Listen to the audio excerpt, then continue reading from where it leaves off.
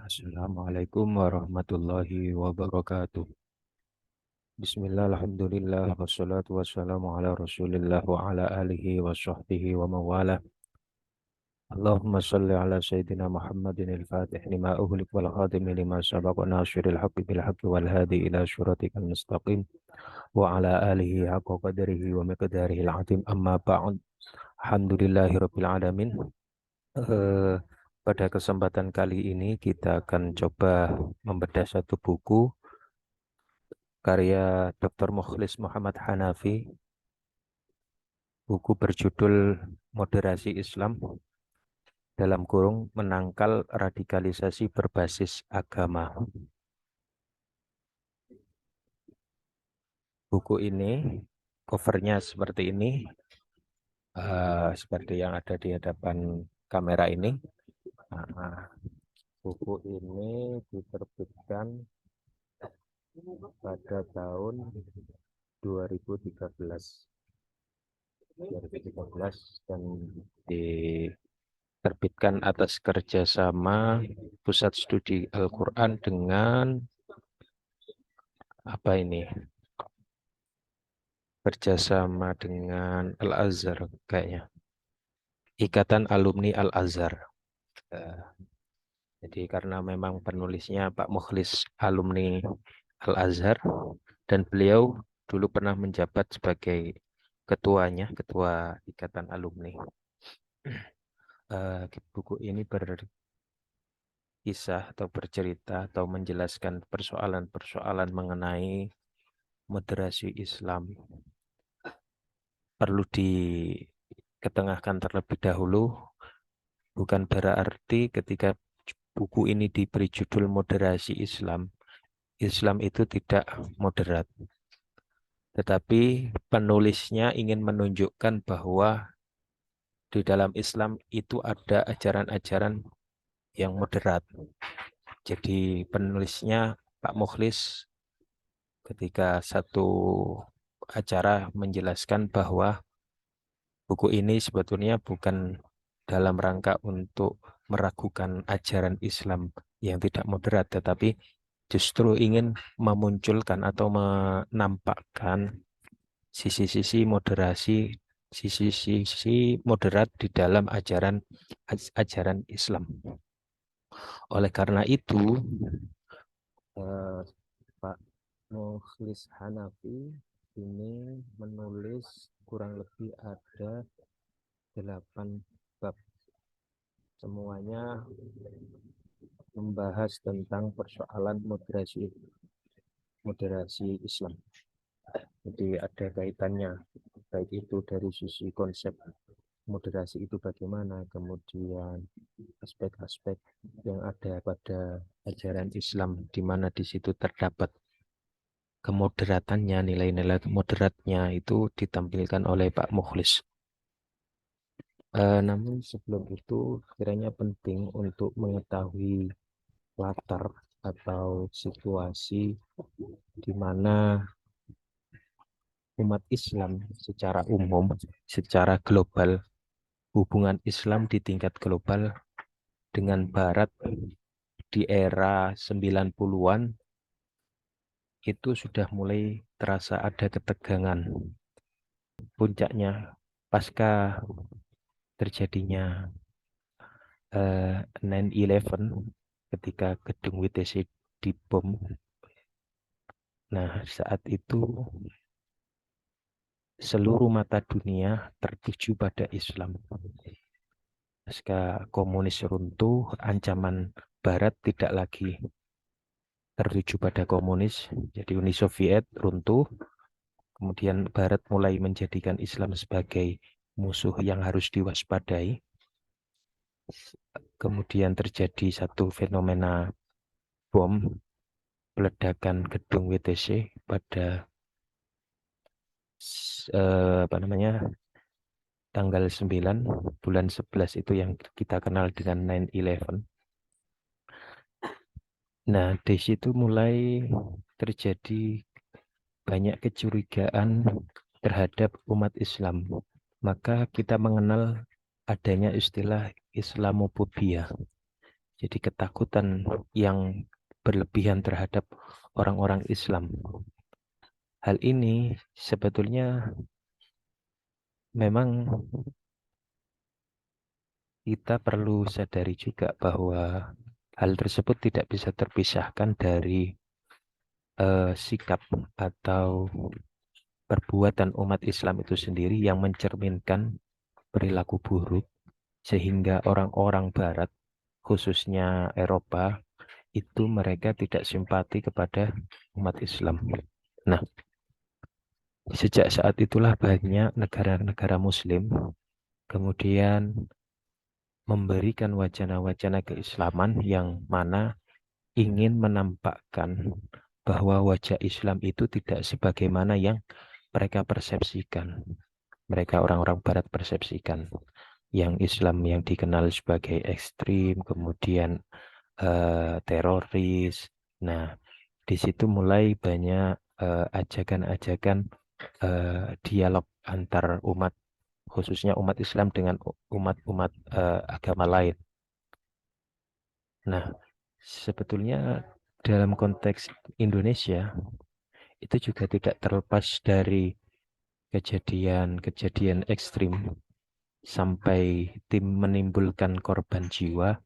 Kita sebut saja misalnya korban bom Bali 1, kemudian bom Bali 2, terus kemudian bom-bom di gereja-gereja itu kan seringkali terjadi. Dan pasti semua mata itu tertuju pada Islam.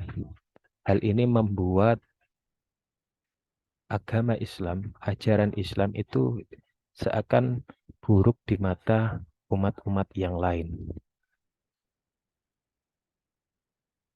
Nah, Pak Mukhlis Hanafi itu juga menyebutkan di dalam pendahuluannya itu disebutkan bahwa tujuan dari penulisan buku ini ialah ingin menghilangkan sisi konservatifisme dan liberalisme. Jadi antara ekstrim kanan dan ekstrim kiri itu ingin dinormalisasikan kembali, yaitu agar mereka tidak terlalu ketat di dalam memahami teks-teks keagamaan dan juga tidak terlalu menggampangkan atau memudahkan sebagaimana orang-orang liberal memahami teks. Nah, munculnya kelompok yang mengharapkan kemajuan umat Islam seperti yang pernah diraih generasi terdahulu, tetapi dengan cara pemahaman yang tekstual dan terlepas dari konteks kesejarahan. Nah, hal ini bagi kalangan orang-orang yang berfaham konservatifisme itu mereka memahami Islam sebagaimana pemahaman orang-orang zaman dahulu atau generasi salaf.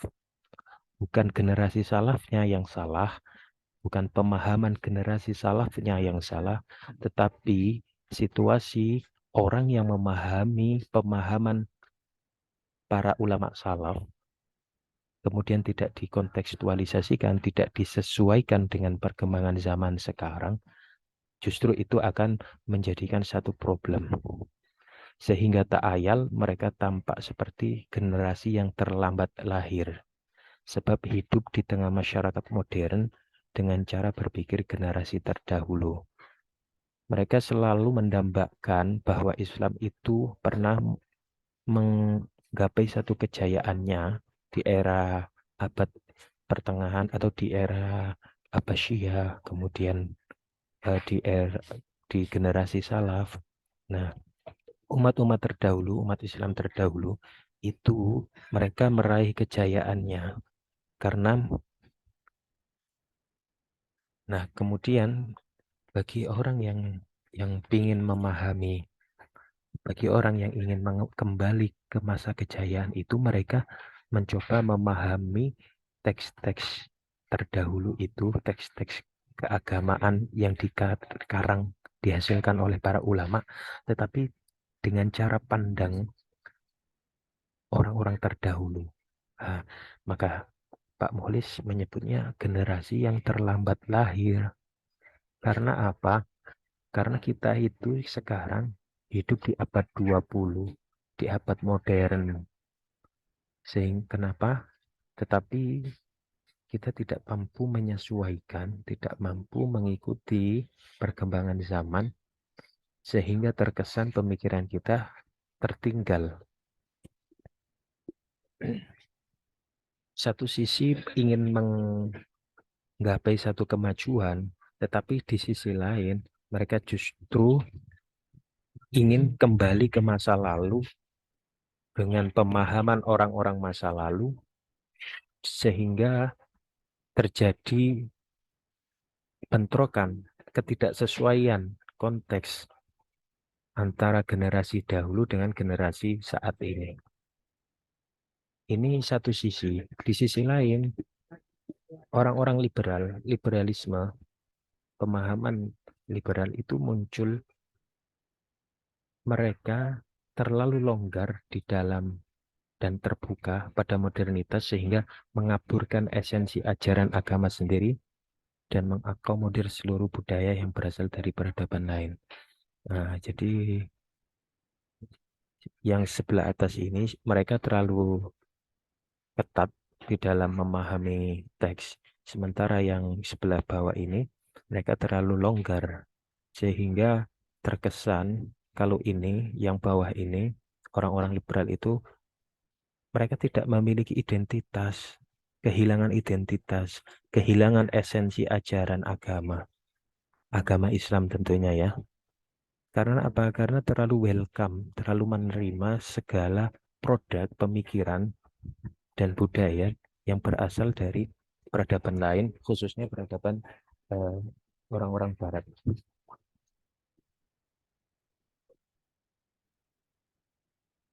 Hal ini oleh Pak Mukhlis ingin diatasi, dijelaskan bahwa Islam itu dalam ajarannya mengajarkan tentang keseimbangan, tentang keadilan. Jadi tidak condong kepada ekstrim kanan atau konservatifisme dan tidak juga condong kepada liberalisme terlalu bebas berpikir sehingga terkesan teks teks keagamaan itu tidak digunakan atau bahkan dibuang begitu saja sehingga mereka berpikir secara bebas. Nah, kemudian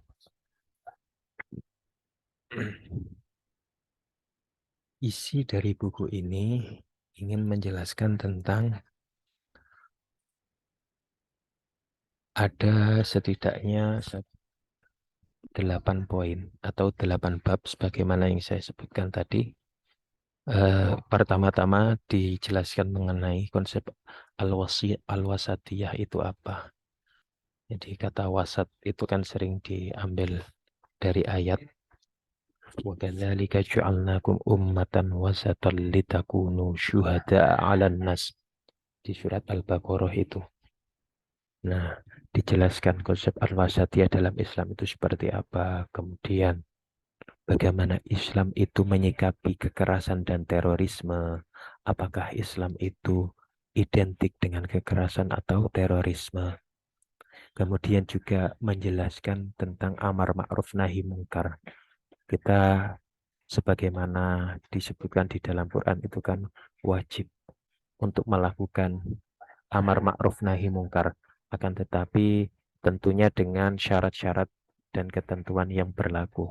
Tidak serta-merta kita atas nama amar ma'ruf nahi mungkar kemudian eh, menghilangkan begitu saja segala kemungkaran tanpa mempertimbangkan aspek-aspek lain yang itu justru akan memunculkan kemungkaran yang lebih besar. Selanjutnya juga berbicara mengenai fenomena takfir. Ini juga dibahas oleh Pak Mukhlis.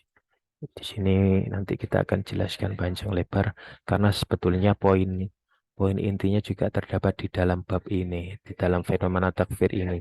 Kan kita sering kali di akhir-akhir ini, khususnya di tahun abad ke-20, 21, itu mulai muncul gerakan-gerakan yang mereka mengkafirkan orang yang tidak sepaham dengan kelompoknya.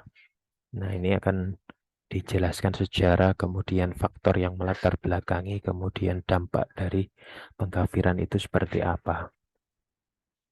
Selanjutnya mengenai korelasi perbedaan tafsir Al-Quran.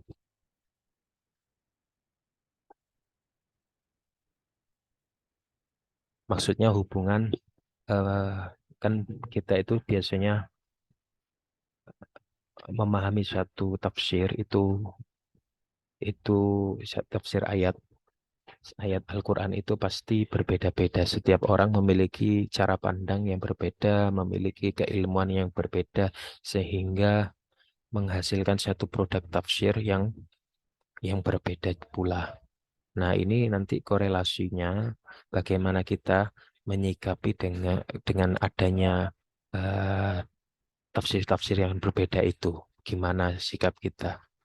Terus kemudian etika dialog dalam perspektif Al-Quran.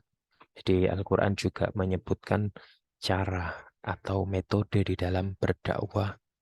Nanti akan disebutkan juga. Kemudian Pak Mukhlis juga menceritakan atau menulis tentang bagaimana cara eh, mencegah radikalisme berbasis agama. Jadi mengatasnamakan agama, tetapi sebetulnya yang dimaksudkan adalah ingin meraih satu kekuasaan. Nah, jadi agama hanya dipakai sebatas tameng, sebatas topeng, topeng untuk menutupi maksud dan tujuan di balik eh, tujuan di balik apa namanya propaganda mereka terhadap eh, eh, terhadap Al-Quran, terhadap agama. Kemudian juga membahas tentang toleransi dan perdamaian. Pertama mengenai konsep wasatiyah. Sifat keutamaan adalah pertengahan di antara dua sifat tercela. Sifat dermawan adalah pertengahan antara kikir dan boros. Sifat berani adalah pertengahan antara sifat takut dan sembrono. Jadi ajaran Islam itu inherent di dalam dirinya sendiri, itu sudah mengandung keadilan, prinsip-prinsip keadilan, kemudian mengandung prinsip kesetaraan, keseimbangan. Hal itu sebagaimana tercermin di dalam ajarannya bagi orang yang disebut dermawan itu seperti apa? Orang dermawan itu bukan orang yang terus-terusan membelanjakan hartanya atau terus-terusan menyedekahkan hartanya. Tetapi dermawan itu pertengahan antara kikir dan boros. Jadi kalau orang terlalu memberikan sedekah sampai ia eh, apa namanya berkekurangan karena sedekahnya itu, karena pemberiannya itu, sampai mungkin keluarganya tidak mendapatkan nafkah. Nah, itu kan sudah tidak lagi dermawan, tetapi sudah boros. Kemudian sifat berani, asyaja'ah misalnya, itu pertengahan antara sifat takut dan sembrono. Sembrono itu apa ya? Ceroboh. Ya. Jadi dari sisi ini kita tahu bahwa dari konsep wasatiyah itu moderat. Apa toh yang dimaksud moderat? Yaitu keseimbangan. Keseimbangan tidak condong kepada ekstrim kanan maupun ekstrim kiri. Orang yang biasanya berada di ujung, baik ujung kanan maupun ujung kiri, itu rawan untuk terpeleset. Maka supaya kita tidak mudah terpeleset, kita harus ke tengah, menjauh dari ujung kanan maupun ujung kiri. Di Al-Quran itu sikap berlebih-lebihan dalam agama disebut hulu. Nah, ini diperingatkan kuliah ahlal kitab bila taghlu fi dinikum ghairal haqq wa la tattabi'u ahwa'akum min qablu wa adallu katsiran wa dallu an sawa'is sabil. Jadi, wahai ahli kitab, jangan kalian itu apa namanya? Berlebih-lebihan di dalam agama. Dalam urusan agama saja kita tidak boleh berlebihan, ya. Misalnya kita berpuasa berlebih-lebihan. Contohnya berpuasa sehari semalam itu kan justru tidak dibolehkan. Maka syariat puasa itu mengatur adanya buka puasa sebagai keseimbangan tubuh manusia yang juga masih membutuhkan asupan asupan makan, asupan gizi agar mereka tetap bisa melangsungkan kehidupannya. Nah, di dalam apa namanya urusan agama saja tidak diperbolehkan untuk berlebih-lebihan. Kemudian hadis Nabi menjelaskan, ya ayuhan nasu iyyakum wal hulu fiddin fa innahu ahlaka man kana qablakum al hulu fiddin. Wahai manusia, jauhilah, janganlah kalian berlebih-lebihan di dalam eh, urusan agama. Karena apa? Karena orang-orang terdahulu, umat-umat terdahulu itu banyak musnah, banyak dihancurkan, banyak eh, apa namanya mereka binasa karena mereka berlebihan di dalam agama.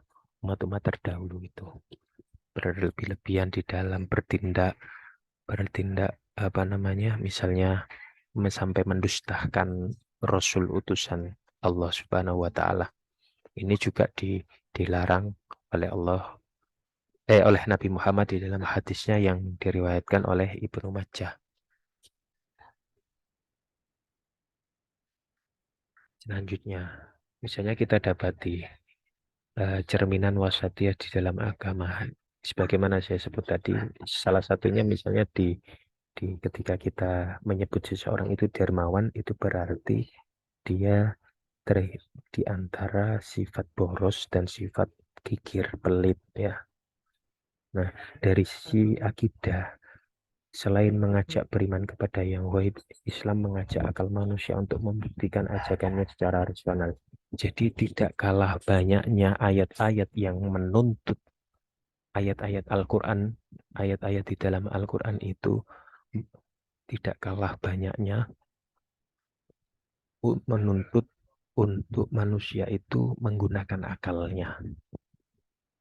Selain juga mereka di satu sisi mengimani hal-hal yang sifatnya gaib, tetapi mereka secara bersamaan juga lebih banyak juga diperintahkan untuk memikirkan segala ciptaan Allah ini agar mereka bisa lebih mengenal Allah Subhanahu wa taala. Jadi kan banyak sindiran-sindiran Al-Qur'an itu, apakah kalian tidak menggunakan akal kalian, afala ta'qilun, kemudian afala tadzakkarun, apakah kalian tidak apa namanya em, bertafakkur, afala tatafakkarun dan lain sebagainya. Banyak ayat-ayat yang bunyinya seperti itu. Artinya apa? Tidak seluruhnya ajaran Islam itu bersifat gaib. Di satu sisi ada ajaran-ajaran yang ajaran tersebut itu dituntut kita supaya bisa merasionalisasikan, termasuk ketika kita melihat bentaran kekuasaan Allah Subhanahu wa taala yang terhampar di dalam bumi, misalnya ciptaannya berupa gunung, kemudian berupa lautan dan lain sebagainya. Jadi itu adanya keseimbangan, adanya tidak tidak selamanya bersifat gaib, tidak juga selamanya harus rasional.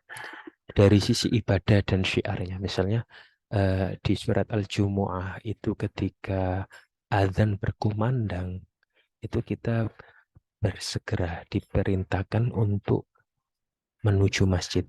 Ya ayyuhalladzina amanu idza nudiya lis-sholati min yaumil jum'ah fas'au. Nah, ada kata fas'au ila dzikrillah.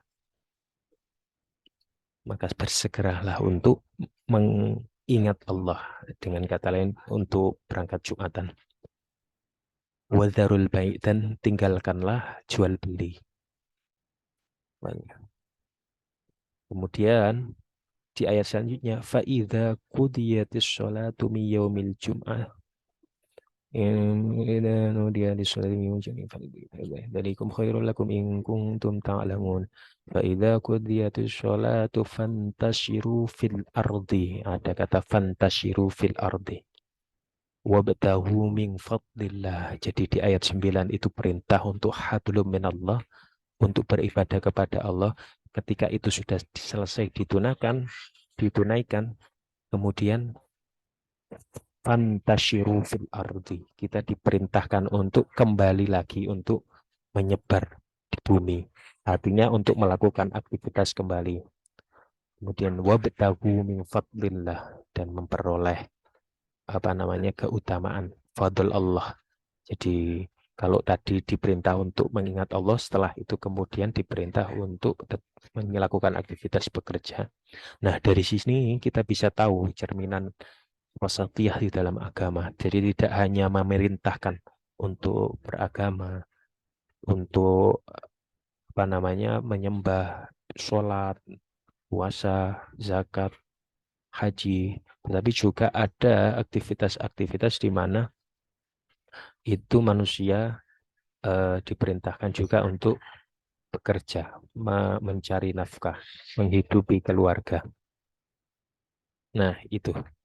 Dari sisi akhlak, manusia tersusun dari unsur ruh dan jasad. Unsur jasad membuatnya cocok untuk menerima tugas memakmurkan bumi dan menjadi khalifah di muka bumi. Sedangkan unsur roh mendorongnya untuk menggapai petunjuk langit. Sebagaimana kita ketahui ya, bahwa manusia itu ada unsur ruhiyah, ada unsur jasadiyah. Jadi jasad itu yang lebih cenderung dia bersifat fisikal, dan ia adalah ciptaan Tuhan, di mana ia diberi tugas untuk memakmurkan bumi dan menjadi khalifah di bumi. Sedangkan unsur ruh di dalam diri manusia itu mendorongnya untuk agar senantiasa tetap terkoneksi dengan Tuhannya. Nah, itu dari sisi akhlak.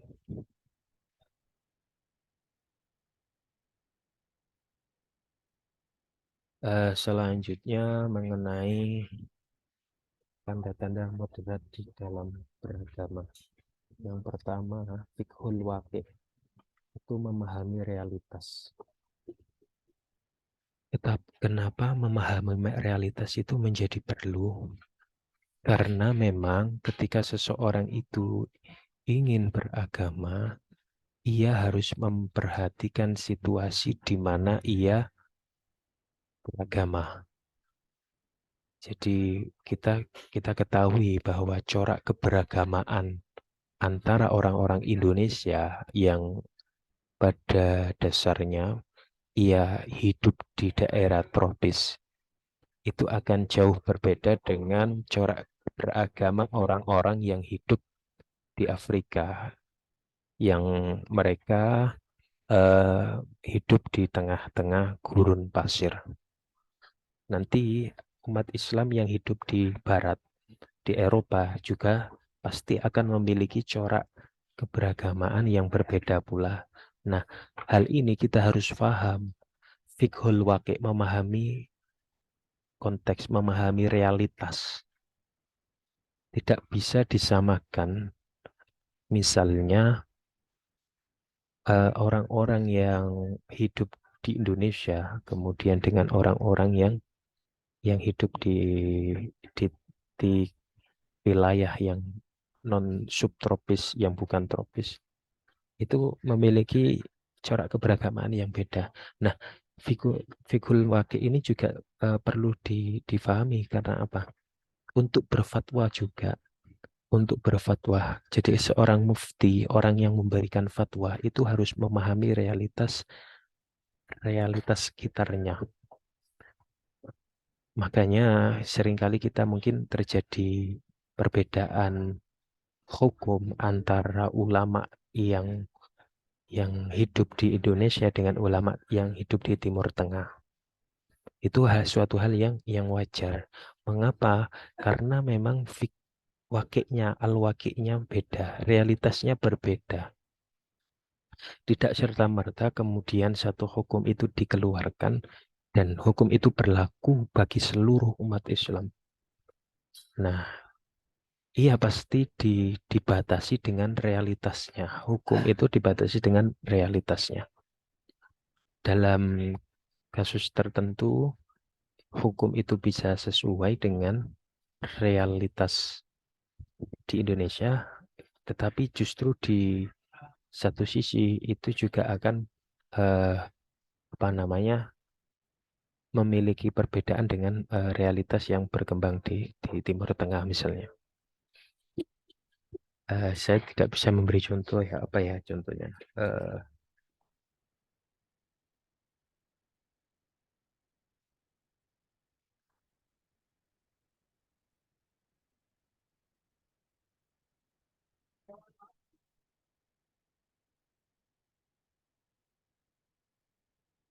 nah ini juga Pak Mukhlis itu memberikan apa namanya contoh.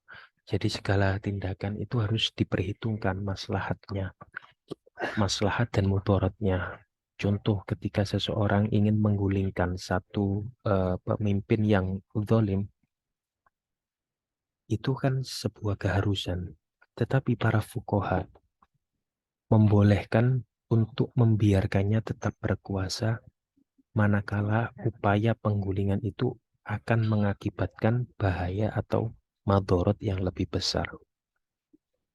Jadi ada dari sini kemudian muncul kaidah ad-dororu la yuzalu bid-doror.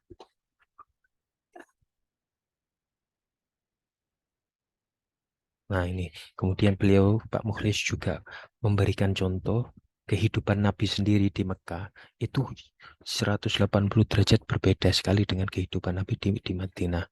Nah, ketika Nabi berdakwah di Mekah, beliau hidup bersama pengikutnya di tengah kemusyrikan.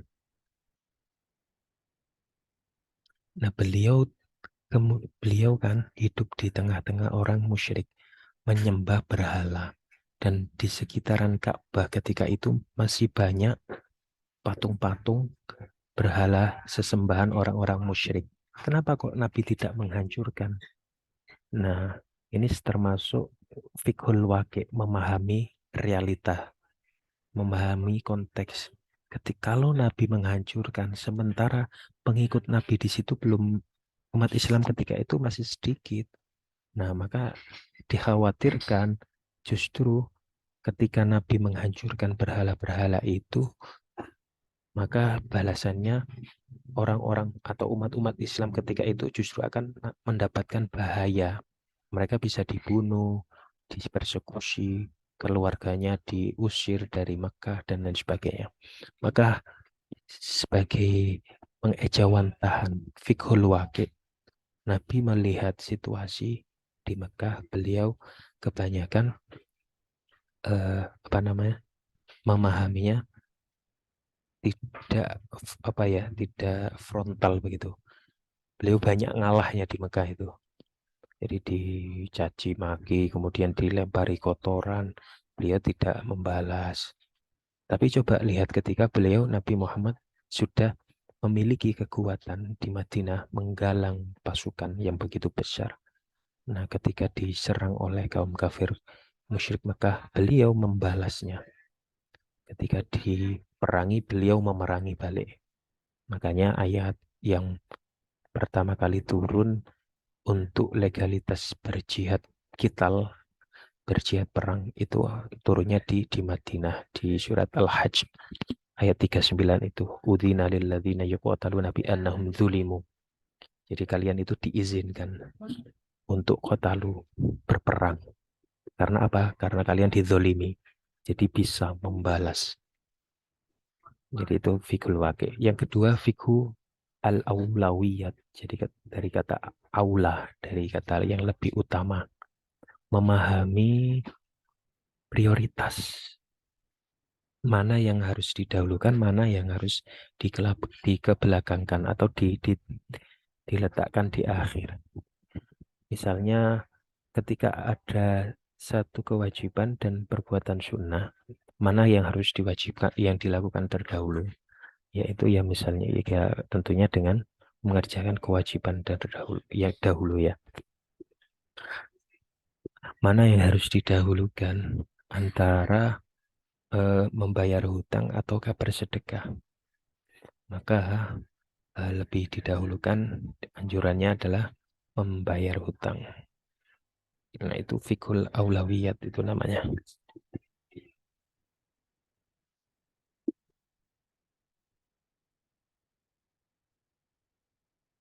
Yang kedua, yang ketiga, fikul sunnatullah fil khaliq.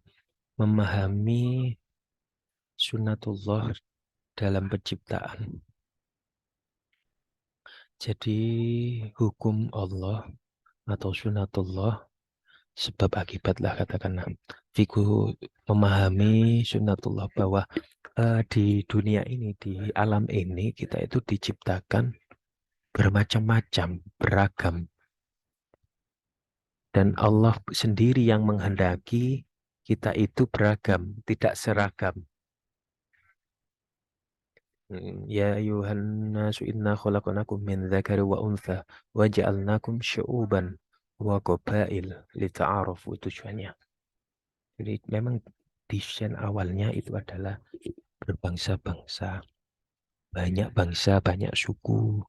Maka kita harus paham kalau kita ingin menseragamkan satu pemikiran, ingin menseragamkan orang, maka itu sebetulnya kita sedang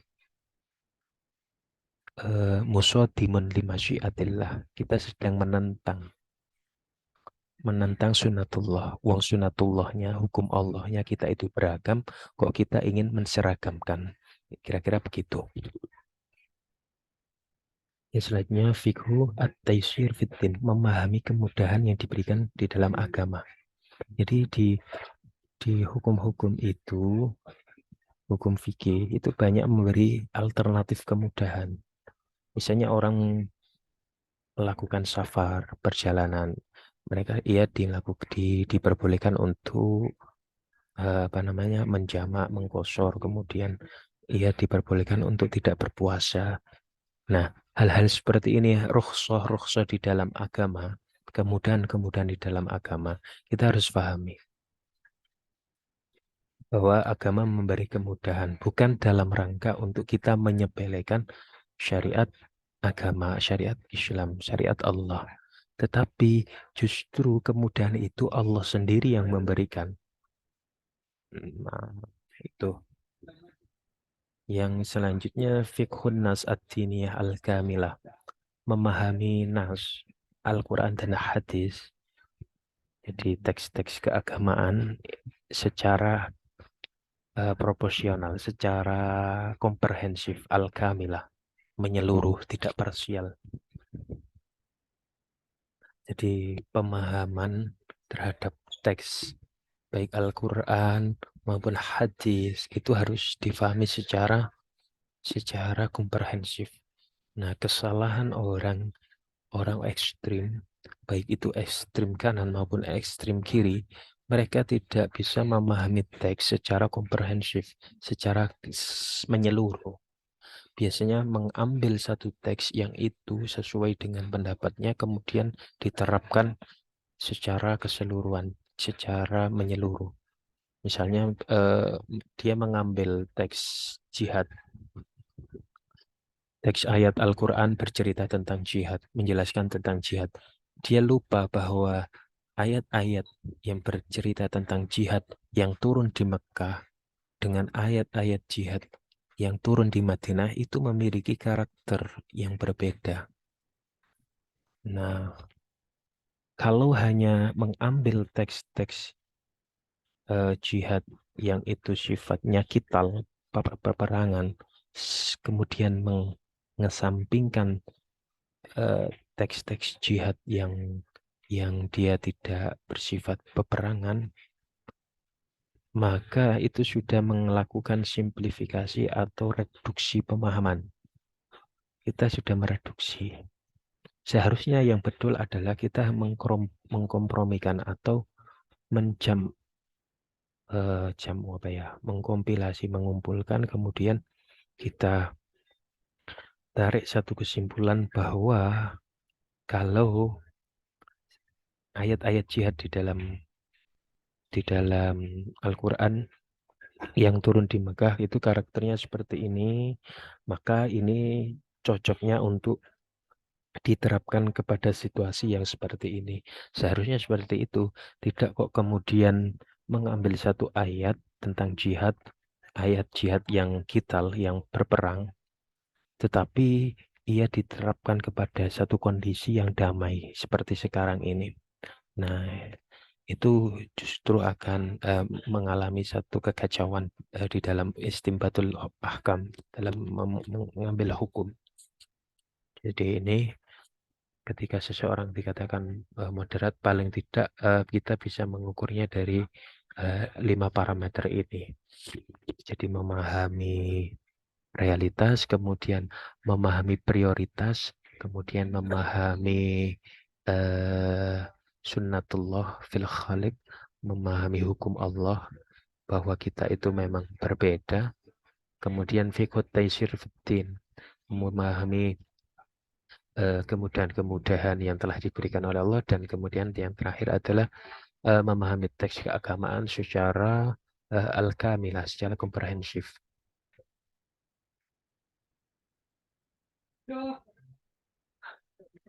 Sikap Islam terhadap kekerasan dan terorisme.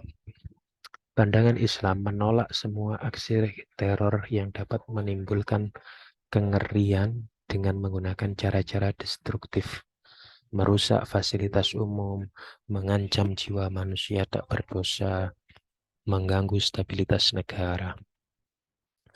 Islam ajarannya itu secara inheren di dalamnya itu menolak segala bentuk aksi teror yang ia dapat menimbulkan eh, kekacauan sosial atau mengganggu stabilitas negara. Jadi segala bentuk yang dapat merusak ketentraman, keamanan itu ditolak oleh ajaran Islam. Kemudian Islam memuliakan seluruh nyawa manusia tanpa memandang perbedaan agama ataupun sukunya. Di dalam satu ayat, ia mengatakan begini, walaqad karramna bani Adam. Jadi sungguh kami telah memuliakan, di situ menggunakan Bani Adam, anak cucu Adam. Artinya seluruh manusia tanpa memandang perbedaan ia berasal dari agama apa maupun suku apa. Nah, redaksinya adalah Bani Adam. Jadi kemuliaan itu terletak pada setiap manusia. Maka apa namanya?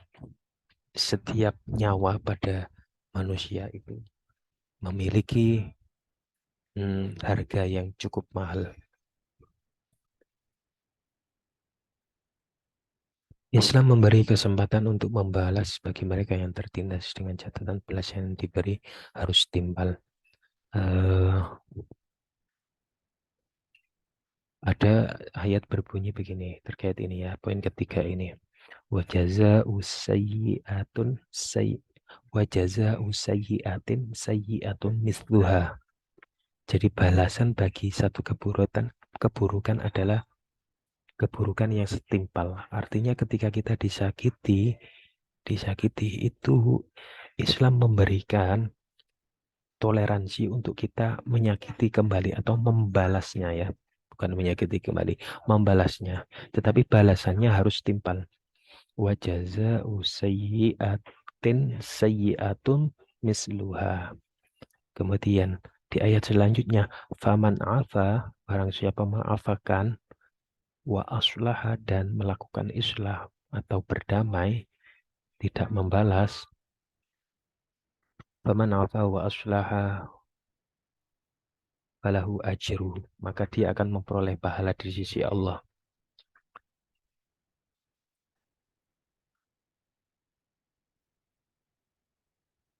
Ini poin ketiga.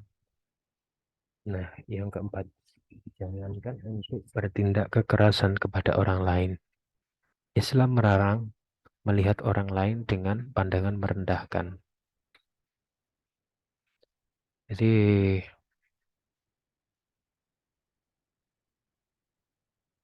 jangankan untuk melakukan satu aksi kekerasan, hanya untuk sekedar memandang orang lain dengan pandangan merendahkan saja itu sudah tidak diperbolehkan.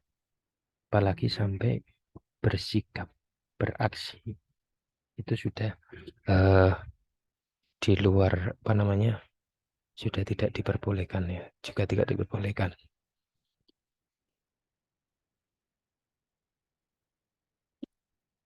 Ini terkait dengan etika amar ma'ruf nahi mungkar di ayat ud'u ila sabili rabbika bil hikmati wal mau'izatil hasanah wajadilhum billati hiya ahsan inna rabbaka huwa a'lamu biman dhalla an sabilih wa huwa a'lamu bil muhtadin. Jadi ajaklah ke jalan Tuhanmu dengan cara apa? Dengan cara hikmah, dengan cara yang bijaksana, dengan cara yang arif. Jadi ketika seseorang itu mengajak, kita gimana sih orang mengajak itu? Orang mengajak itu kan tidak bisa memaksakan ya. Bil hikmah dengan kebijaksanaan. Bijaksana itu kalau di dalam satu satu apa namanya filsafat itu juga termasuk kebijaksanaan. Al-falsafah jadi Philo dan Sophia jadi cinta kebijaksanaan dari bahasa Yunani. Nah, kebijaksanaan itu apa? Gabungan antara kebenaran, kebaikan, dan keindahan. Jadi, ma'rifatul haq wa fi'lul khair wa tadawwuk al-jamal. Jadi, al-falsafah atau al-hikmah hiya ma'rifatul haq, mengetahui kebenaran, wa fi'lul khair, mengerjakan kebaikan, wa tadawwuk al-jamala, dan merasakan keindahan. Jadi sesuatu itu tidak hanya baik, tetapi sesuatu tidak hanya benar, tapi juga harus baik dan indah. Contoh misalnya ya, saya sering mencontohkan begini. Ketika seseorang itu membaca Al-Quran itu kan eh, secara secara apa namanya pandangan Islam itu kan baik. Membaca Al-Quran sesuatu hal yang baik. Tetapi satu kebaikan itu juga harus dilihat dari apa namanya cara dia melakukannya. Misalnya kalau membaca Al-Quran itu satu hal yang baik, tetapi membaca Al-Qurannya ketika malam hari dengan suara yang lantang dengan speaker, maka itu sudah tidak baik lagi. Nah, maka dia harus baik dan benar, caranya harus benar, dan harus disampaikan dengan indah. Orang mengajak itu harus dengan baik dan benar dan indah. Itulah hikmah. Kemudian wal mau'izatil hasanah dengan mau'izah hasanah. Ini sudah menjadi apa namanya? Mau'izah hasanah itu kayaknya sudah masuk ke dalam kamus bahasa Indonesia. Setiap orang pasti memahami itu apa mau'izah hasanah itu. Petuah yang baik. Kemudian wajadilhum billati hi ahsan.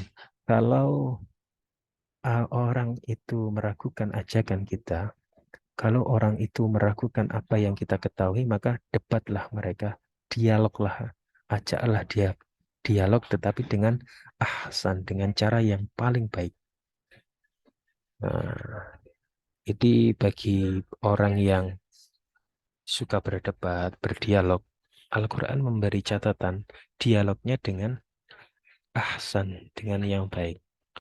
Inna rabbaka huwa a'lamu biman dhalla an sabili. Sesungguhnya Tuhanmu ialah zat yang maha a'lam, maha mengetahui terhadap orang yang tersesat dari jalannya. Wa huwa a'lamu bil muhtadin.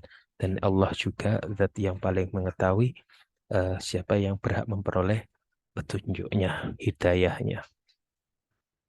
Etika amar ma'ruf nahi munkar. Nah, ini terus juga menurut Al-Imam Al-Ghazali, perbuatan maksiat itu ada tiga keadaan. Pertama, perbuatan yang telah selesai dilakukan. Satu kemaksiatan yang telah usai dilakukan. Nah, ini bagi pelakunya diapakan? Ditakzir atau dipidana. Ini tidak bisa kita eksekusi. Misalnya kita apa namanya bertindak semena-mena, kita potong tangannya ketika dia mencuri, itu tidak bisa. Ini tugas orang-orang yang berwenang. Ada pihak-pihak yang berwenang di dalam menjalankan takzir atau mempidanakan pelaku pelaku kejahatan. Kedua sedang terjadi ketika satu kemaksiatan, satu perbuatan buruk itu sedang terjadi, maka yang harus kita lakukan adalah wajib mencegahnya dengan cara apapun selama tidak menimbulkan efek kemungkaran yang lebih besar. Nah, problemnya di sini seringkali ketika kita melihat satu kemaksiatan, satu perbuatan buruk, nah kita justru niatnya ingin mencegahnya, tetapi caranya tidak tepat, caranya tidak baik. Sehingga apa? Dia berpotensi untuk menimbulkan satu efek buruk yang lebih lebih dibandingkan eh, perbuatan maksiat yang dikerjakan tadi. Misalnya satu orang ingin melakukan apa namanya ya, satu perbuatan buruk, katakanlah menolongnya, apa ya, mencuri. Orang mencuri, kita melihat orang mencuri, maka yang kita harus lakukan adalah kita mencegahnya agar dia tidak mencuri. Tetapi ketika kita melihat pencuri dan kemudian kita langsung kok tiba-tiba menyergapnya dan membunuhnya, itu justru akan menimbulkan efek kemungkaran yang lebih besar, yaitu apa? Kemungkaran berupa pembunuhan. Itu menghilangkan nyawa orang. Itu kan juga termasuk dosa besar. Yang ketiga, masih diperkirakan baru akan dilakukan. Jadi ketika seseorang masih dalam niatan ingin bermaksiat, ingin melakukan satu perbuatan buruk, tugas kita adalah memberi nasihat. Kata Al-Imam Al-Ghazali.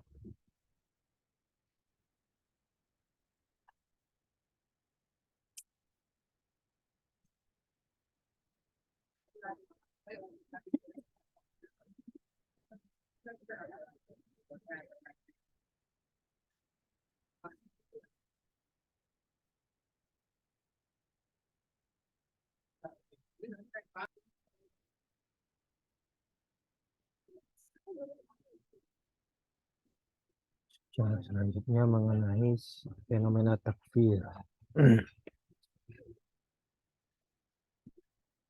Fenomena takfir dalam sejarah panjang umat Islam itu kita mulai bisa melacaknya ketika munculnya kelompok Khawarij, mereka yang menganggap kafir atau syirik seorang muslim yang melakukan dosa besar dan mengkafirkan Imam Ali karena melakukan tahkim perundingan.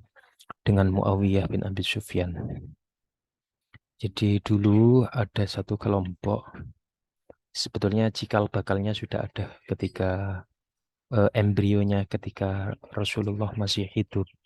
Seusai peperangan, tiba-tiba ada satu orang yang apa namanya kemudian menghardik ya, berbicara kepada Rasulullah dengan nada yang terkesan menyentak gitu. Jadi ketika Rasulullah membagi-bagikan harta ghanimah, harta rampasan perang, kan setelah perang itu Rasulullah membagi-bagi harta rampasan perang. Kemudian ada orang yang nyeletuk bilang, ya adil ya Muhammad, berbuatlah adil wahai Muhammad. Jadi Rasulullah disebut sebagai Muhammad tidak menggunakan Rasulullah atau ya Nabi Allah, tidak menggunakan ya Rasulullah, ya Rasulullah dan lain sebagainya. Jadi dia menuduh Nabi itu tidak adil. Padahal Rasulullah menjawab, celakalah kamu, siapa lagi lantas di dunia ini selain aku orang yang adil. Jadi kemudian di masanya peperangannya apa namanya dijadikan ada konflik antara Muawiyah dan Ali bin Abi Thalib itu. Jadi perang Siffin ya. Muawiyah itu menuntut untuk dicari, dihukum pembunuhnya Utsman bin Affan. Jadi Khalifah Utsman bin Affan ketika itu dibunuh dan pembunuhnya ini kemudian oleh Muawiyah bin Abi Sufyan dituntut agar dicari oleh Sayyidina Ali ketika itu yang berkuasa sebagai Amirul Mukminin. Jadi Muawiyah itu tidak mau berbaiat kepada Ali, tidak mau mengakui kepemimpinan Sayyidina Ali bin Abi Thalib karena Sayyidina Ali belum menunaikan tugasnya sebagai Amirul Mukminin, yaitu menghukum orang-orang yang telah melakukan pembunuhan kepada Khalifah Utsman bin Affan. Nah, sampai kemudian terjadilah peperangan, kemudian terjadi peristiwa tahkim, semacam perundingan gitu, bagaimana agar tidak terjadi peperangan kembali. Dari kubu Ali bin Abi Thalib itu mengutus delegasi Abu Musa al-Asy'ari. Dari kubu Muawiyah itu mengutus delegasi yang namanya Amr bin As.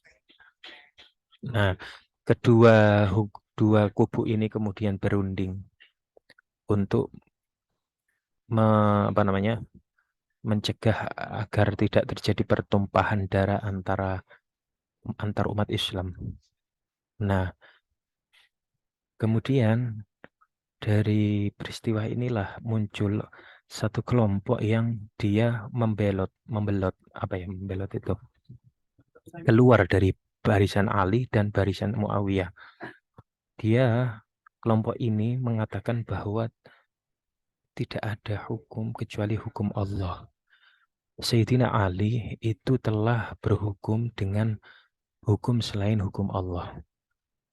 Jadi Sayyidina Ali itu kan mengutus mengutus sahabat Abu Musa al-Asy'ari untuk berunding, kemudian bermusyawarah, kemudian kemudian yang harus diputuskan. Nah, orang-orang Khawarij ini memandang bahwa tidak ada hukum. Semua keputusan hukum itu datangnya dari Allah. Inilah hukmu illa lillah, gitu, mengutip surat Yusuf, bahwasanya hukum itu adalah hukum dari Allah. Tidak boleh kita itu bertahkim, mengangkat seseorang untuk menjadi hakim yang memberi keputusan hukum.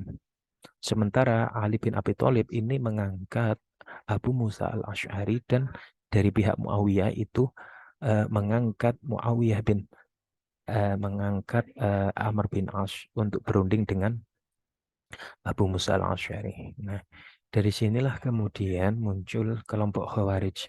Mereka menyatakan bahwa Ali itu telah kafir, Ali bin Abi Thalib itu telah kafir. Karena apa?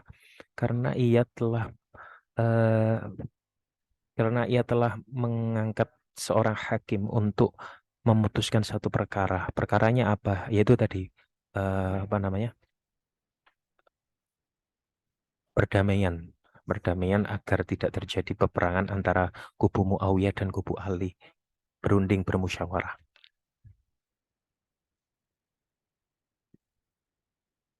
Ini dari sisi sejarah nanti kita akan ulas bagaimana secara panjang terjadi dialog antara utusan Sayyidina Ali, ya ini Abdullah bin Abbas atau Ibnu Abbas dengan kaum Khawarij.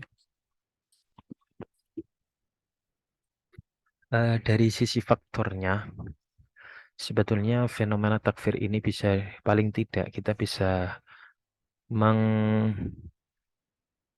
melihatnya dari tiga faktor. Pertama, persinggungan berbagai kepentingan politik. Sebetulnya ada kepentingan politik atau ingin berkuasa. Seseorang satu kelompok ketika mereka ingin eh, berkuasa pada satu wilayah itu biasanya menggunakan dalil-dalil yang mana dalil tersebut tidak bisa dibantah, dan ketika orang membantah dalil itu otomatis ia akan keluar dari agama Islam. Nah, jadi menggunakan dalil-dalil agama untuk melegitimasi kepentingan politiknya. Yang kedua, terjadi reduksi teks keagamaan. Maksudnya reduksi teks keagamaan gimana? Eh, Sebagaimana tadi seharusnya teks keagamaan baik Al-Quran maupun Al-Hadis atau As-Sunnah itu harus difahami secara komprehensif. Tidak bisa dipahami satu satu hadis saja atau satu ayat saja dia berdiri sendiri kemudian keluar hukum dari ayat tersebut tanpa mempertimbangkan ayat-ayat lain atau hadis-hadis lain. Nah, biasanya orang-orang yang mengkafirkan ini hanya menggunakan satu ayat atau beberapa ayat saja yang itu sesuai dengan kemauan atau kepentingannya. Misalnya orang-orang Khawarij menggunakan ayat wa man lam yahkum bima anzalallah faulaika humul kafirun wa man lam yahkum bima anzalallah faulaika humud dhalimun faulaika humul fasikun. Ada tiga. Jadi wa man lam yahkum, barang siapa tidak berhukum bima anzalallah dengan apa yang telah diturunkan Allah, yakni hukum Allah, faulaika humul kafirun, maka dia telah kafir.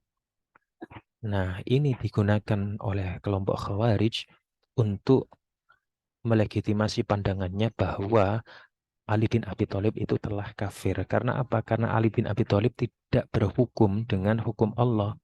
Ali bin Abi Thalib mengangkat seorang hakim atau delegasi untuk berunding menentukan satu kemaslahatan. Seharusnya Ali bin Abi Thalib itu maunya orang-orang Khawarij.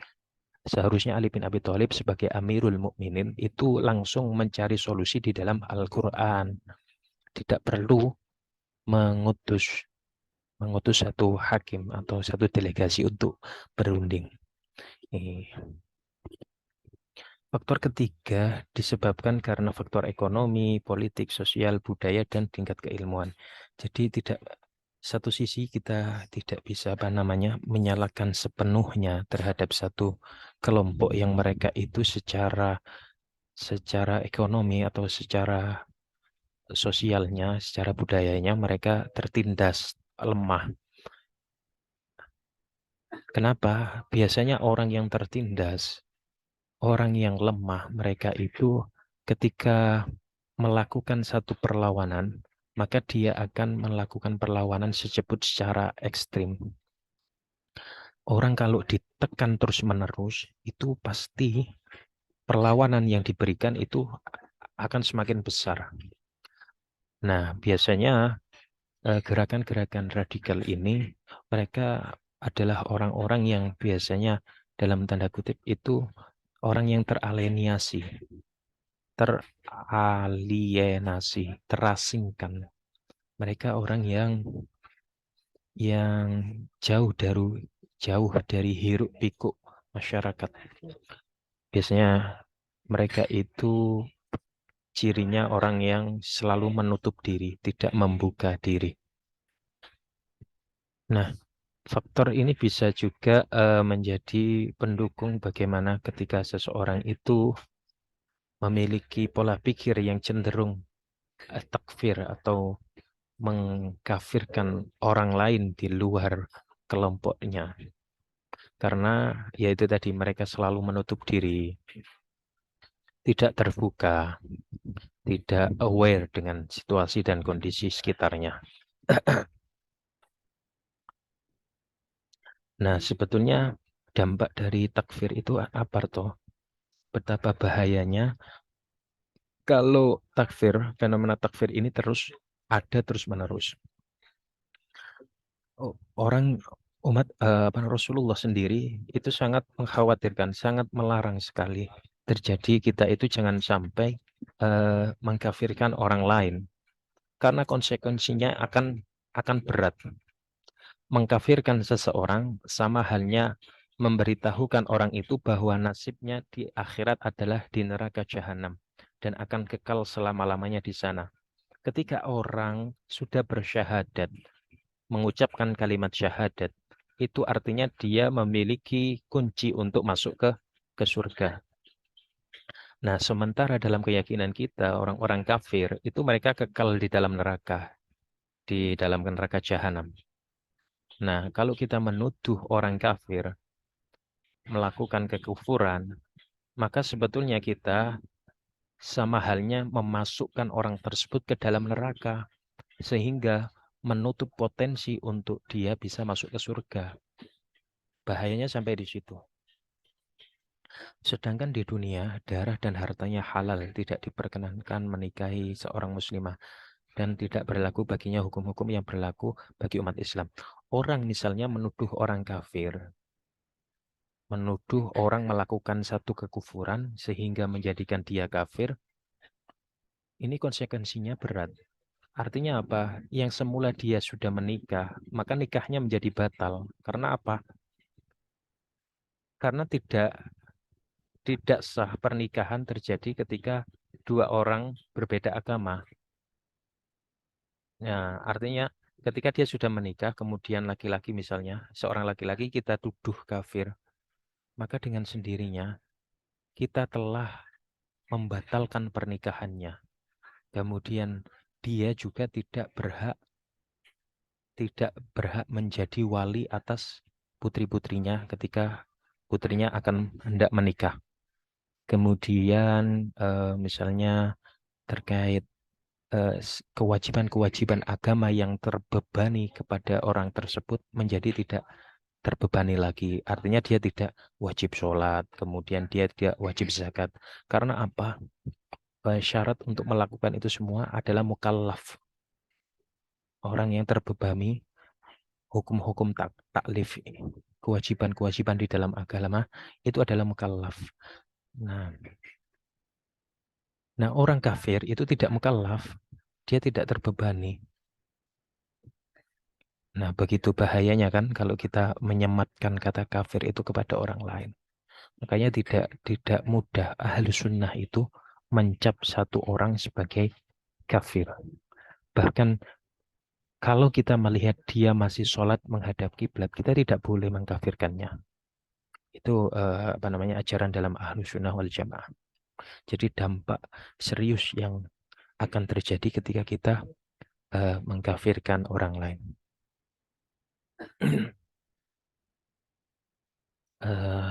Selanjutnya, ini saya ambil dalam kitab Al-Haqqul Mubin Firrad ala Mentala'aba Biddin. Jadi karya Usama Said Muhammad Al-Azhari. Dia seorang penasehat presiden Mesir, ulama Al-Azhar. Rasulullah itu mensifati orang-orang Khawarij. Wa qad washafa sallallahu alaihi wasallam hala dzalika ar-rajul bi thalathati awsafin. Jadi Rasulullah itu mensifati keadaan atau kondisi, ciri-ciri bagaimana rojul, maksudnya orang-orang Khawarij, itu dengan 3 sifat.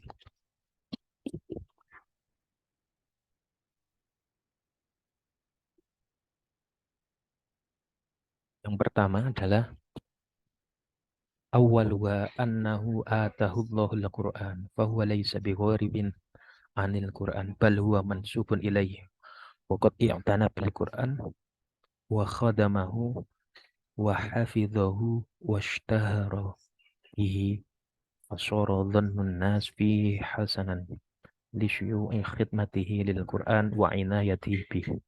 Jadi orang-orang Khawarij itu orang-orang yang disifat oleh Nabi itu sebagai Khawarij itu memiliki 3 ciri. Pertama, dia diberikan apa namanya Al-Quran.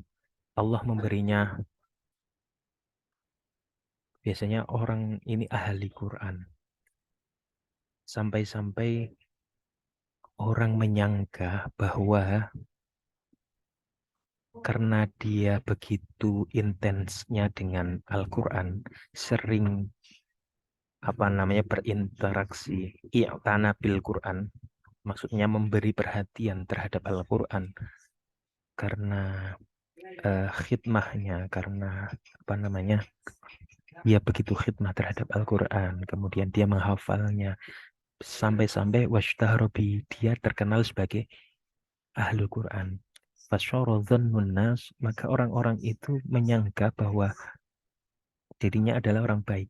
Lisyu'i khidmatihi lil Quran wa inayatihi, karena sebab khidmahnya terhadap Al-Quran dan begitu menjaganya dirinya terhadap Al-Quran. Artinya ciri pertama biasanya orang ini ahli Quran. Kok bisa ahli Quran disebut Khawarij? Nah ini ahli Quran tetapi kok Khawarij? Kok gimana itu? Kita tahu dalam sejarah pembunuh Sayyidina Ali adalah Abdurrahman bin Muljam. Siapa dia? Dia orang yang hafizul Quran, kemudian dia orang yang rajin berpuasa, kemudian orang yang kalau malam itu qaimul lail, selalu menjalankan sholat malam. Tetapi apa? Al-Quran itu tidak membekas sama sekali di dalam hatinya. Dia hanya sebatas bacaan lisan semata. Ya, ini ciri pertama. Makanya Al-Quran itu tidak sebetulnya ya bagus kalau kalau dibaca mendapatkan pahala. Tetapi tidak sebatas dengan dibaca. Kita harus mengetahui makna dari apa yang kita baca itu untuk bisa terhindar dari kesalahpahaman terhadap tafsir-tafsir yang berkembang di misalnya di media sosial atau dimanapun. Kita harus paham. Ini ciri yang pertama. Yang kedua, tsaniha annahu ru'yat alaihi bahjatul Quran. Nampak pada dirinya itu karisma Al-Quran. Karena dia sering berinteraksi dengan Al-Quran sehingga Al-Quran itu, karisma Al-Quran itu tersematkan pada dirinya. Di andal Qur'ana nurun walahu bahjatun tukhalitu sahibahu walishiddati wala'idhalika bil Qur'an dhalika rajul bil Qur'an wa kathrati tilawatihi lahu saran nasu yarawna alaihi atharan min nuraniyatil Qur'an fa inna kulla man khadamal Qur'an wa admana tilawatahu sara nurul Qur'an ilaihi. Sara nurul Qur'an ilaihi. Jadi karena ini Al-Qur'an itu adalah nur, cahaya, walahu bahjatun, dan dia memiliki karisma. Al-Qur'an itu memiliki karisma karena intensitas dia di dalam membaca mentilawahnya kathrah tilawatihi, maka orang-orang itu memandang bahwa bekas athar min nuraniyatil Quran, dia telah mencerminkan apa namanya, jadi harisma Al-Quran itu terpancar pada dirinya. Fa inna kullaman khadamal Quran, setiap orang yang khidmah pada Al-Quran, kemudian wa adamana tilawatahu, dan senantiasa eh, ketagihan membaca Al-Quran, saro nurul Quran ilaihi, maka cahaya Al-Quran akan eh, cahaya Al-Quran akan terpancar pada dirinya. Nah, ini ya, jadi apa namanya, ciri yang kedua. Biasanya dia banyak tilawahnya, kemudian berkarisma begitu.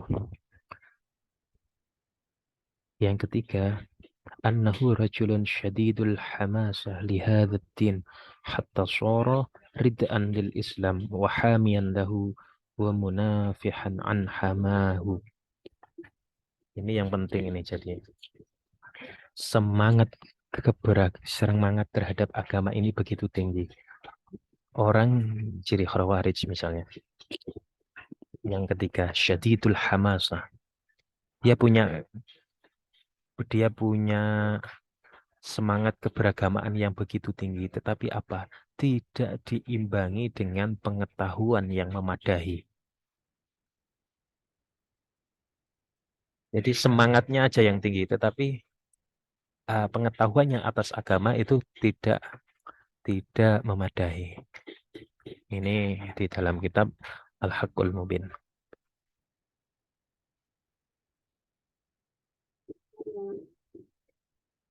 Selanjutnya mengenai ini dialognya dengan eh, manajemen konflik, ini juga penting kita pahami ya. Jadi sebetulnya Pak Mukhlis juga menyebutkan di dalam bukunya itu, tidak semua tidak semua perbedaan atau keragaman berujung pada konflik. Sama halnya dengan tidak semua konflik berujung pada kekerasan. Terkadang konflik diperlukan. Jadi sebetulnya bukan kok meniadakan konflik, tetapi memanajemen konflik, mengatur agar konflik itu bisa teratasi, bisa kemudian ditangani, tidak sampai menimbulkan madorot. Kalaupun dia menimbulkan madorot, paling tidak madorotnya bisa teratasi, tidak apa namanya, tidak menimbulkan madorot yang besar. Teori konflik yang dikemukakan para penganut Marxisme menyatakan konflik memiliki fungsi yang positif, yaitu bahwa konflik merupakan satu-satunya syarat mutlak dan eksklusif untuk mencapai kemajuan masyarakat.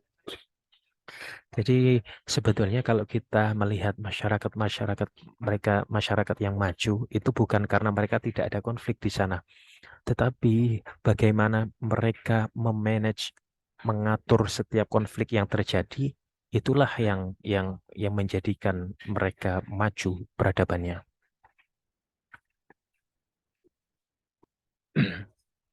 Jadi sekali lagi bukan kok meniadakan konflik, tetapi memanajemen konflik. Nah, perbedaan adalah sebuah keniscayaan. Sebagaimana saya sebut tadi bahwa satu perbedaan memang Allah menghendaki kita semua itu berbeda, maka kita harus dewasa di dalam setiap menyikapi setiap perbedaan. Kebanyakan teks-teks keagamaan mengandung berbagai kemungkinan penafsiran. Jadi memang dari sisi teks keagamaan sendiri itu banyak teks-teks yang sifatnya tidak qat'i, baik qat'iyud dalalah maupun qat'iyul wurud. Jadi misalnya satu teks kalau dia penunjukannya itu adalah qat'i, pasti, maka itu hanya sedikit teks-teks yang qat'i itu dibandingkan yang sifatnya dhonni. yang praduga, yang berduga sangkaan, sangkaan kuat dzon. Nah, secara apa namanya teks-teks keagamaan itu juga multi tafsir, membuka peluang untuk ditafsirkan ke berbagai pemahaman. Maka kita harus dewasa menyikapi munculnya perbedaan tafsir. Yang kedua, perbedaan tingkat pemahaman antar satu orang dengan lainnya. Kita tidak mengesampingkan bahwa faktor keilmuan kemudian pengalaman dari seseorang itu akan menentukan bagaimana dia bersikap, bagaimana dia mengambil satu keputusan, dan bagaimana kemudian dia eh, jika seorang mufti ya, dia kemudian mengeluarkan fatwanya.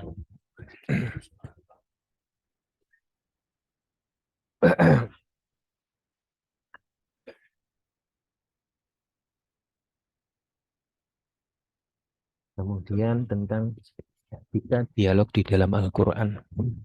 Pertama-tama yang dituntut di dalam Al-Quran ketika kita hendak berdialog dengan orang lain. Kan tadi ketika di dalam ayat amar ma'ruf nahi mungkar, ketika kita tadi bahas amar ma'ruf nahi mungkar itu kan ada wajadilhum billati hiya ahsan. Nah, ahsannya ini bagaimana? Dengan cara yang baik itu bagaimana? Dengan cara yang paling baik itu bagaimana? Ini di antara cara-cara yang dikemukakan di dalam buku ini.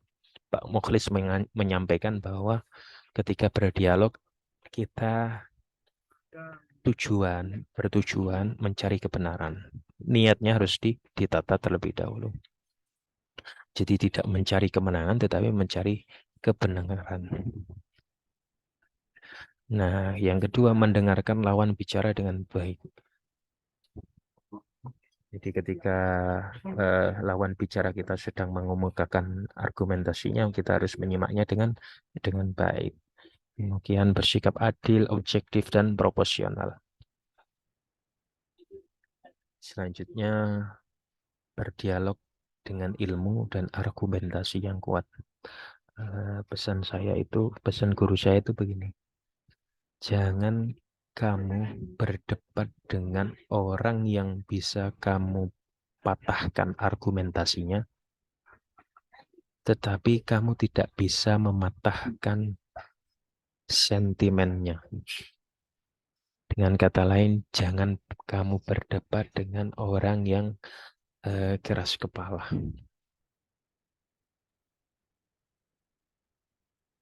Selanjutnya, etika selanjutnya menggunakan retorika yang jelas dan singkat. Jadi, kebanyakan orang itu terlalu berpanjang beretorika, tidak langsung ke inti pembahasan, sehingga kadang orang bosan mendengar poin-poin yang disampaikan itu apa saja kabur, tidak jelas. Ya, beretorika boleh, tetapi jangan terlalu banyak beretorika, kita harus langsung to the point. Apa inti persoalannya itu. Kadang orang dibuat kabur terlebih dahulu terhadap poin pembahasan yang sedang didiskusikan atau didialogkan sampai ia lupa. Terlalu banyak retorikanya.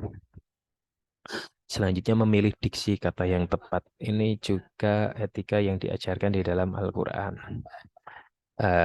Tidak lantas menggunakan diksi-diksi yang sampai menyinggung lawan bicara. Berangkat dari titik persamaan. Ini juga perlu dijelaskan ya. Jadi ketika berdialog, berdebat, tentukan terlebih dahulu satu konsep yang harus disepakati atau satu definisi ya. Kita mendiskusikan atau mendebatkan satu konsep misalnya. Tetapi secara definisi saja kita tidak sepakati. Maka itu akan menghasilkan satu perdebatan yang kontraproduktif, tidak akan produktif. Maka sebelum berdialog, kita harus sepakati satu titik persamaan terlebih dahulu. Nah, baru kemudian kita lanjutkan dialog tersebut, debat tersebut, supaya titik perbedaannya itu jelas. Kita dalam satu titik sudah menyepakati, tetapi selanjutnya nanti Kita harus tahu di sebelah mana perbedaan-perbedaan itu terjadi. Menghindari fanatisme berlebihan. Nah, ini juga ya. Ini hampir sama dengan menghindari sikap keras kepala. Orang yang tidak mau menerima kebenaran dari orang lain itu biasanya orang keras kepala ya. Terlalu fanatik terhadap satu pendapat, dia susah menerima kebenaran dari pihak lain. Ini etika dialog. Nah, ini konsep jihad. Tidak kurang dari 36 kali kata jihad dan derivasinya, maksudnya bentukan-bentukan kata yang asal katanya adalah kata jihad. Itu disebut di dalam Al-Quran dan sebagian besar berkonotasi pada upaya mengerahkan segala kemampuan untuk menyebarluaskan dan membela dakwah Islam. Nah, dari kata jihad saja, jim ha dal itu mengandung arti al-masyaqqah, kemudian at-tokoh, jadi mengeluarkan kemampuan yang ia miliki secara maksimal. Jadi apapun kemampuan yang dimiliki, baik itu kemampuan berupa harta, kemudian kemampuan ilmu, kemudian kemampuan apalah itu banyak. Jadi tidak semata-mata bahwa jihad itu selalu berkonotasi perang. Selanjutnya, jihad tidak selalu identik dengan melawan musuh. Nah, ini alasannya kenapa? Pertama, kata jihad telah digunakan dalam ayat-ayat yang turun sebelum Nabi berhijrah dari Mekah. Padahal para ulama sepakat menyatakan kewajiban berperang baru turun pada tahun kedua Hijriah setelah turunnya Al-Hajj. Ayat 39 yang udzina lilladzina yuqataluna bi annahum zulimu wa innallaha ala nasrihim laqadir. Kemudian ayat 40-nya alladzina ukhriju min diyarihim wa udhu fi sabili wa qatalu wa qutilu. Jadi ada Al-Hajj ayat 40 itu. Jadi sebetulnya ayat-ayat yang mengandung kata jihad di sana itu sudah turun sejak periode Mekah. Ayat-ayat sudah banyak turun dan frasa kata jihad itu tidak selalu bermakna jihad kita, jihad perang. Eh, Misalnya ayat fala tuti'il kafirina wajahidhum bihi jihadan kabira. Itu ada kata bihi. Bihi itu kembalinya kepada Al-Quran. Maksudnya apa? Ai bil Quran, jihadlah dengan Al-Quran. Yaitu apa? Menyebarkan ajaran-ajaran Al-Quran, menyebarkan eh, nilai-nilai Al-Qurani kepada masyarakat. Nah, bukti bahwa jihad itu tidak selalu identik dengan melawan musuh yang yakni orang-orang kafir misalnya. Di periode Mekah itu kita tidak mengenal adanya perang. Tidak ada perang itu.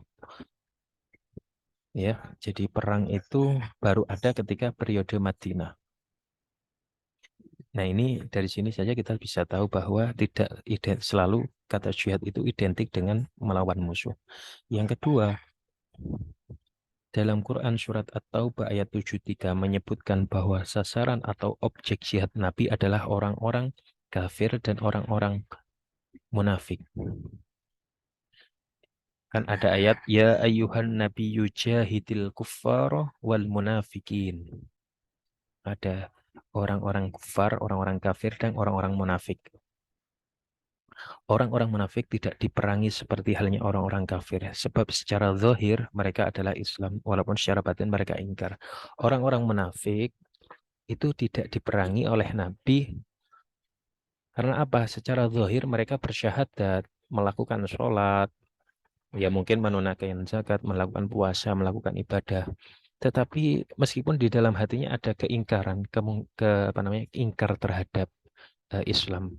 Mungkin mereka masuk Islam ketika itu hanya mencari suaka saja, mencari perlindungan agar tidak disakiti oleh Nabi, oleh umat Islam yang mayoritas di Madinah itu. Kan Nabi di Madinah memiliki kekuatan yang besar. Nah, orang-orang munafik ini mereka masuk Islam karena apa? Ya, supaya mereka tidak diserang oleh Nabi, tidak diserang oleh umat Islam, hanya mencari perlindungan saja. Objek dakwah Nabi itu adalah orang-orang kafir dan orang-orang munafik. Cara memerangi orang-orang kafir itu berbeda dengan cara memerangi orang-orang munafik. Orang-orang munafik itu tidak diserang secara fisik. Artinya tidak diperangi secara fisik, tidak berperang. Berbeda dengan orang-orang kafir Makkah. Itu diperangi oleh Nabi secara fisik. Nah, itu ya. Dari sini kita bisa tahu bahwa jihad itu eh, tidak identik dengan perang, perang kital secara senjata.